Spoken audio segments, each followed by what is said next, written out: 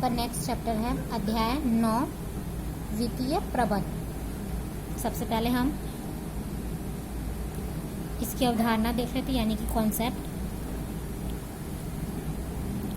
वित्त व्यवसाय का मूल आधार है। कोई भी व्यवसाय चाहे वह बड़ा हो या छोटा हो, वित्त या धन के बिना ना तो प्रारंभ किया जा सकता और ना ही उसे आगे संचालित किया जा सकता है। जैसे जिस प्रकार शरीर में होने वाले रक्त संचार विभिन्न अंगों को बल एवं स्फूर्ति प्रदान करता है, उसी प्रकार वित्त धन व्यवसाय संसाधनों को प्राप्त करता है।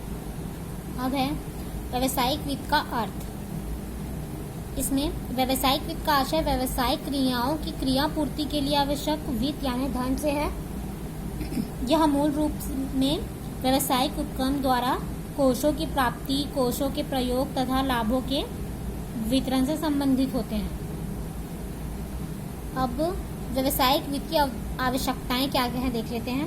प्रत्येक व्यावसायिक उपक्रम की सफलता इस प्रकार पर निर्भर करती है कि वह समय पर तथा सस्ते वित्त की व्यवस्था कैसे करता है और कितने अच्छे ढंग से संपत्तियों तथा क्रियाओं में वित्त का निवेश किया जाता है। जैसे व्यवसाय को स्थापित करने तथा प्रारंभ करने के लिए, व्यवसाय को चलाने के लिए, व्यवसाय का आधुनिकीकरण, विस्तार और विविधीकरण करने के लिए, संपत्तियों को खरीदने के लिए, जैसे भूमि, भवन, मशीन इत्यादि जैसी पूर्ति संपत्तियां तथा व्यावसायिक चिन्ह, एकसव्य इत्यादि जैसे अमूर्त संपत्तियां,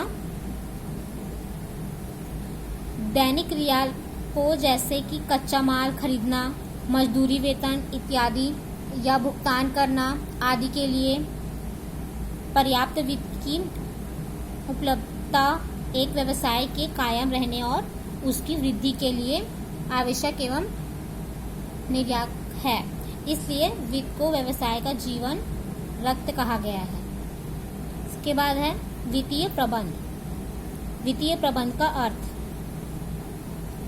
इसमें वित्तीय प्रबंध दो शब्दों से मिलकर बना हुआ है, वित्तीय प्लस प्रबंध। वित्तीय का आशय वित्त संबंधित और प्रबंध का आशय किसी कार्य का कुशल व्यवस्था करने से है। जैसे अन्य शब्द में वित्तीय प्रबंध से आशय है आवश्यक वित्तीय साधनों की व्यवस्था एवं उसका समुचित उपयोग तथा अर्जित आय का प्रबंध से है। इसके अंतर्गत उपकरण की वित्तीय आवश्यकताएं क्या होगी, वित्त किन स्रोतों से प्राप्त होगा तथा वित्तीय साधनों का कुशलतम उपयोग किस प्रकार किया जाएगा, इसका निर्धारण किया जाएगा।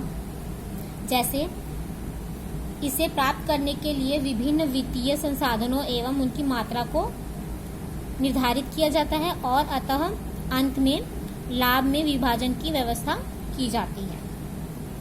नेक्स्ट है आपका वित्तीय प्रबंध की परिभाषाएं। इसमें J.L. मैसी के अनुसार वित्तीय प्रबंध वह संचालनात्मक प्रक्रिया है जो एक व्यवसाय के कुशल संचालन के लिए आवश्यक वित्त को उपलब्ध कराने तथा उसका प्रभावपूर्ण उपयोग करने के लिए उत्तरदायी होता है। जैसे वित्तीय प्रबंध व्यवसाय प्रबंध का वह क्षेत्र है जिसका संबंध पूंजी के विवेकपूर्ण उपयोग एवं पूंजी साधनों के सावधानपूर्ण चुनाव से होता है।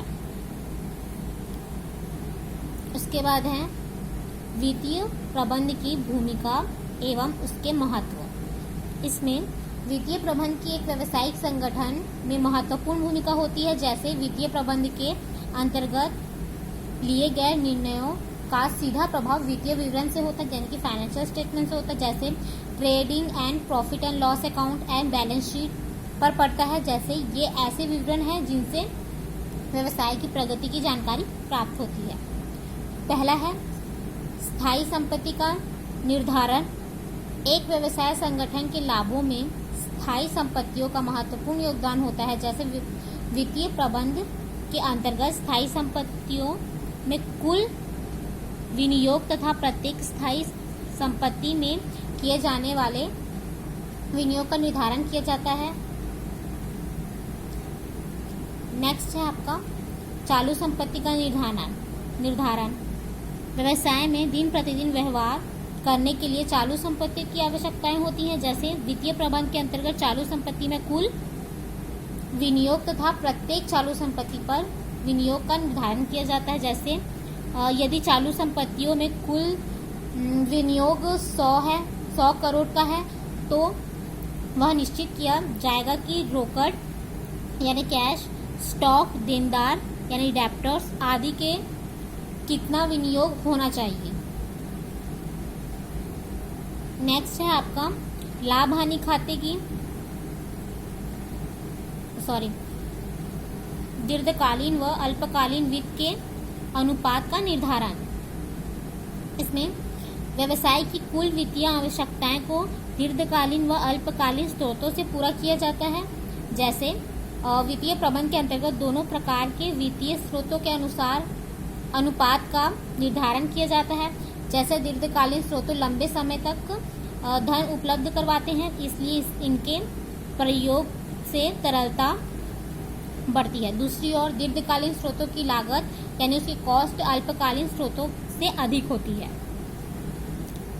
नेक्स्ट है आपका दीर्घकालीन वित्त के विभिन्न स्रोतों के अनुपात का निर्धारण। यह कुल दीर्घावधि ऋण तथा समता के अनुपात को निश्चित करने में सहायता करता है। जैसे दीर्घकालीन वित्तीय स्रोतों में समता अंश पूंजी, पूर्वाधिकार अंश पूंजी, संचित लाभ, ऋणपत्र, दीर्घकालीन ऋण और आदि सब ये सब उसके मुख्य स्रोत हैं। सभी स्रोतों के अपने अपने लाभ एवं दोष होते हैं। इनके लाभों एवं दोषों का विश्लेषण करने एवं संतुलन निर्णय लिया जाता है। नेक्स्ट है आपका लाभ हानि खाते की विभिन्न मदों का निर्धारण। इसमें व्यवसाय के लाभ हानि खाते की सभी मदें वित्तीय प्रबंध के निर्णयों द्वारा प्रभावित होती है। जैसे उदाहरण के लिए इंटरेस्ट ब्याज का संबंध ऋणों की राशि से होता है। हास्य यानी डेप्रिसिएशन का संबंध दीर्घकालीन संपत्तियों की राशि से होता है। कटौती यानी डिस्काउंट का संबंध तरलता की स्थिति से होता है आदि। और इसके निष्कर्ष है, संक्षेप में कहा जा सकता है कि व्यवसाय की वित्तीय स्थिति पर वित्तीय प्रबंध निर्णयों का बहुत प्रभाव पड़ता है। जैसे ये वर्तमान तथा भावी दोनों वित्तीय विवरणों को प्रभावित करते हैं। अतः व्यवसाय की संपूर्ण सफलता इसके वित्तीय प्रबंध के निर्णयों की गुणवत्ता पर निर्भर करता है।